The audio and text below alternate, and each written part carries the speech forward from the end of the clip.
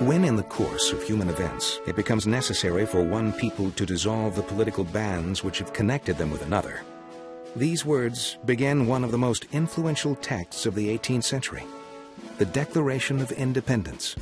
The Americans had been fighting the British since April 1775, and the fighting culminated a long series of disputes between the American colonies and the British Parliament.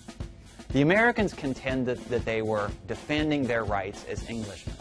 But over the course of the fighting, they came to realize that they were fighting for something more than that. They were fighting not for their rights as Englishmen, but for their rights as Americans. And the Declaration of Independence was going to make a statement to the world: we're no longer Englishmen, we're Americans.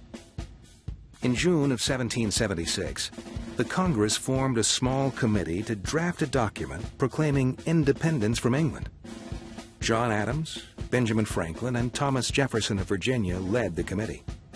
The three men recognized that this was a point of no return. After the Declaration went public, there would be no reconciliation with Britain. At 33, Jefferson was one of the youngest men in the Congress and one of its best writers. He was given the tough job of writing the Declaration. We hold these truths to be self-evident, that all men are created equal, that they are endowed by their Creator with certain inalienable rights, that among these are life, liberty, and the pursuit of happiness.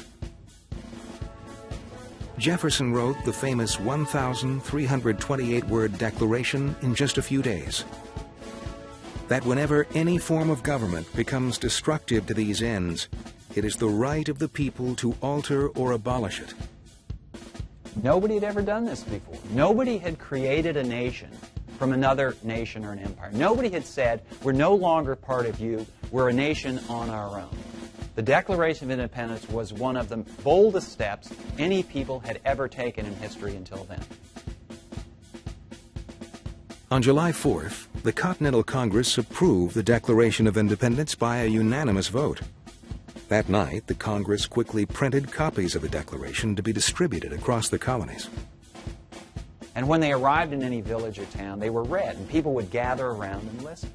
And they would listen and they would realize, all of a sudden, we are a different people than we were yesterday. We were subjects of the British Crown. Today, we're Americans.